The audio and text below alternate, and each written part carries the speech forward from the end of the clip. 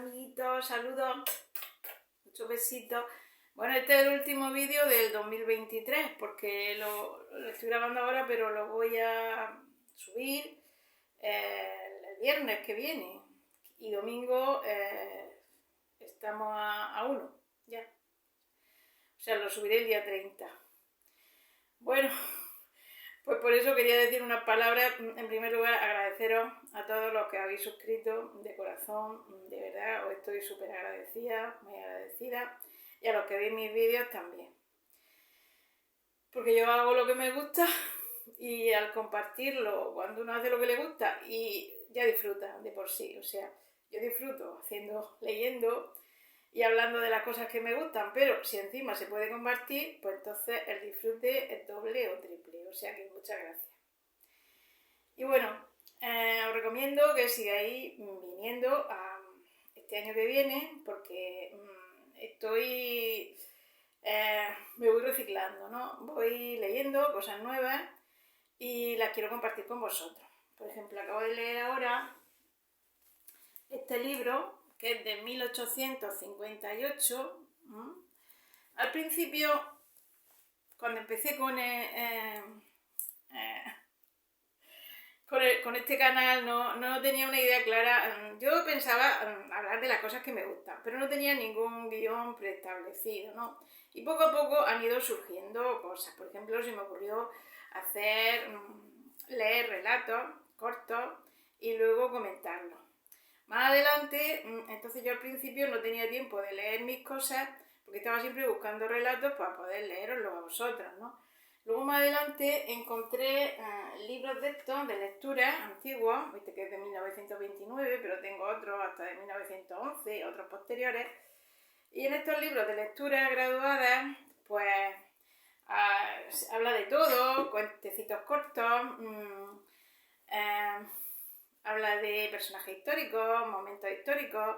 Entonces tengo muchas cosas pendientes. Por ejemplo, el cuento del Rebundo, que es de Cervantes. Tengo que hablar de Jaime el Conquistador, de Guzmán el Bueno, que viene entre estos libros de lectura. En fin, y muchas cosas más que son interesantes. Por eso no dejéis de venir. Entonces, como ya tengo muchos libritos de estos y ahora hago lecturas más cortas, pues ya me está empezando a dar tiempo de leer cosas que a mí me gustan, ¿no? Y este libro es uno de los últimos que he leído. Este libro, que lo adquirí a cambio de otras cosas, pues se llama La monja enterrada en vida. Es una novela histórica y es de 1800... Mirad qué maravilla. Uy, no sé si lo veis. Este libro es de 1858 y está escrito por un autor que no he encontrado ninguna reseña en internet, García Sánchez del Pinar. Solamente he encontrado que tiene este libro, La monja enterrada en vida, y las vísperas sicilianas, que se me encantaría leerlo, pero claro, esto vale un dineral, yo soy una suerte encontrarlo, porque es de colección, es un libro de colección que solamente se publicó en 1858 y no hay más, ¿vale? Este libro es de Marini Hermanos Editores, tela. Bueno, pues este libro trata de... Es una crónica medieval, ¿no? Trata del reinado de Felipe IV, aparece en la novela Felipe IV, el conde duque de Olivares, que era su válido. Y bueno, y te cuenta cómo estaba España en aquel tiempo, los hechos que acaecieron. Este rey era un sinvergüenza que estaba siempre detrás de las mujeres, ¿no? Y de fiestas, y el de Olivares lo entretenía con eso, y España se estaba desangrando, estaban los soldados por ahí, porque España todavía era un imperio, pero bueno, ya había empezado a desmoronarse, con este ya terminó casi de desmoronarse, ¿no? Se sublevó Portugal, se sublevó Cataluña, perdieron el Rosellón, en fin, y ellos solamente pensaban endeudándose la hacienda pública, los soldados muriéndose de hambre, y ellos solamente pensaban en fiestas. El de Olivares entreteniendo al rey en fiestas. Entonces la historia es muy bonita de aquí, porque ya digo que está tomada de las crónicas medievales, ha sido muy interesante para mí, ha sido una maravilla leerlo. Se enamora de una chica que ella no sabía que era el rey, ¿no? Margarita de Betanzos, cuando lo conoce. Y luego cuando se entera que es el rey, como es una mujer de muy cristiano al principio y su padre también, pues no quiere enredarse con el rey.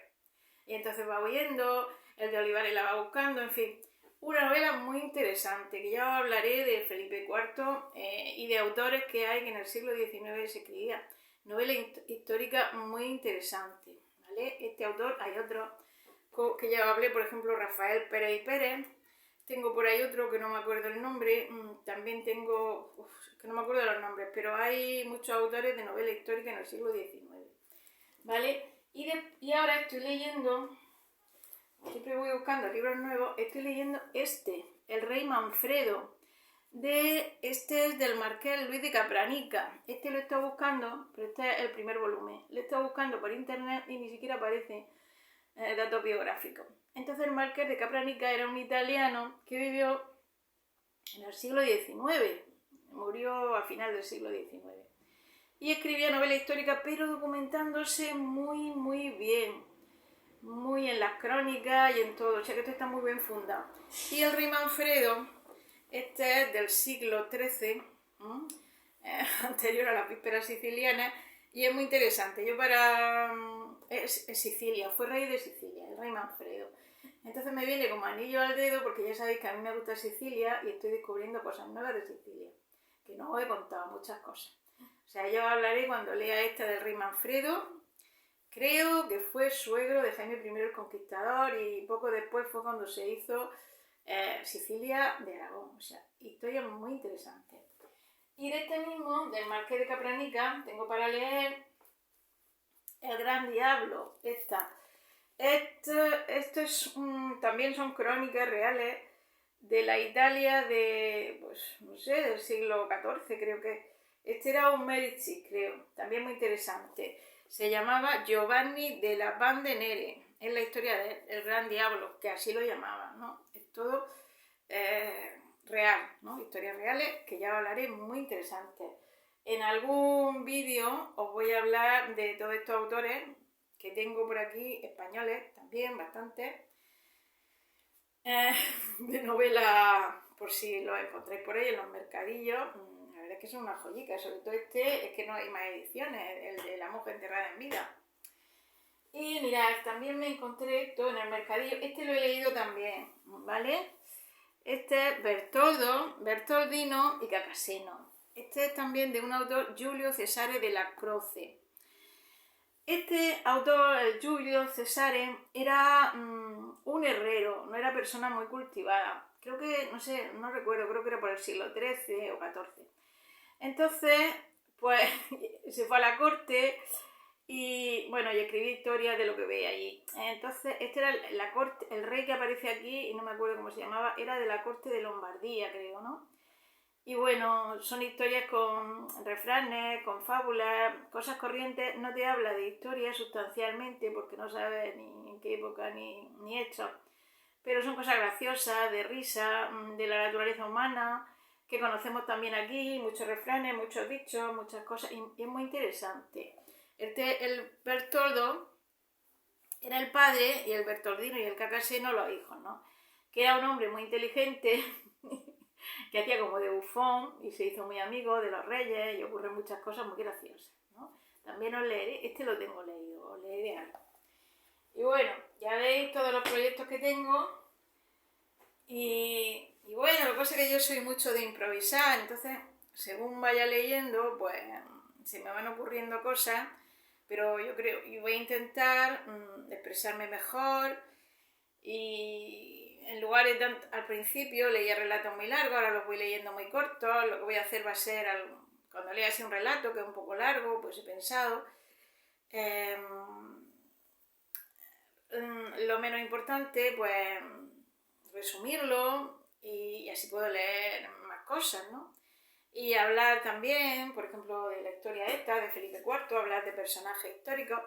Por eso yo recomiendo que sigáis viniendo a mi perfil, los que os guste la historia. Seguramente voy a hablar más de historia, la literatura, incluso la psicología, la filosofía, también me gusta mucho. Soy una persona autodidacta.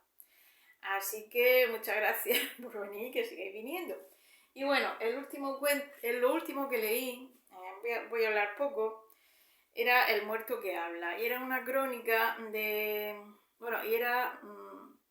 estaba sacado de la vida de San Bruno. Bueno, San Bruno vivió en el siglo X y murió a principios del siglo XI. Era un hombre, llegó a ser de los cartujos, lo dice aquí también, creó una orden, era un hombre era alemán, con muchos estudios, y llegó a tener altos cargos pontificios. Y bueno, y la historia que cuenta aquí bueno, no la encuentro ya, de un muerto que habla, pues cuenta que esto fue real y te dice el año en que ocurrió, en el año 1082. Dice que estaban en un sepelio y entonces me decían unas palabras en el sermón. Le preguntan en un momento, dice, ¿cuántas maldades y pecados tengo? Respóndeme. Y entonces el cadáver levanta la cabeza, y eso lo hizo por varias veces. Y dice que había mucha gente que lo estaba viendo, que hubo muchos testigos. O sea, lo cuenta como algo real. Bueno, tantas cosas cuentan, no me lo termino de creer, ¿no? Que un muerto hable, pero quién sabe, hay tantas cosas paranormales que no se sabe, ¿no? Yo ahí lo dejo, no voy a hacer más comentarios sobre eso. Y bueno, hoy voy a leeros, ya para terminar, una historia cortita que a mí me ha gustado mucho, que hace reflexionar de la vida, que se llama Los dos hermanos, y es de Lamartine. Bueno, Lamartine creo que era un escritor francés. ¿Vale? Pues venga, comienzo la lectura, pónganse ustedes cómodos. Jerusalén era todavía una choza y dos hermanos poseían la parte de terreno en que se levanta hoy un templo. Uno de ellos estaba casado y tenía varios hijos, mientras que el otro hermano vivía soltero. Cultivaban en común el campo que habían heredado de su madre.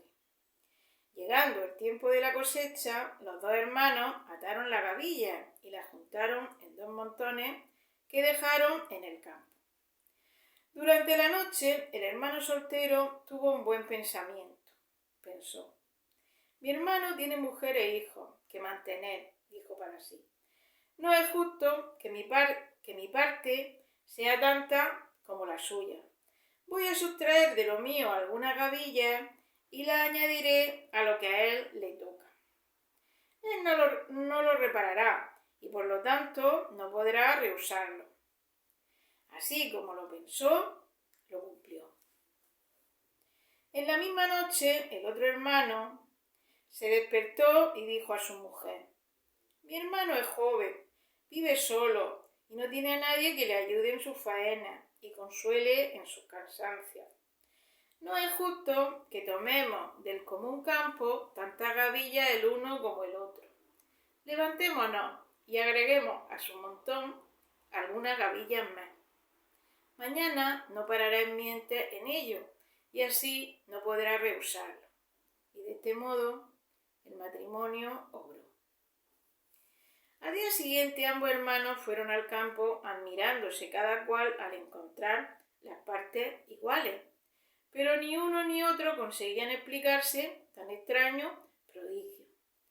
Otro tanto hicieron durante varias noches consecutivas, pero cada uno de ellos llevaba al montón igual número de gavillas, los montones continuaban siendo iguales, hasta que una noche, habiéndose ambos puesto de centinela para averiguar la causa de este misterio, se encontraron llevando las gavillas que recíprocamente se destinaban.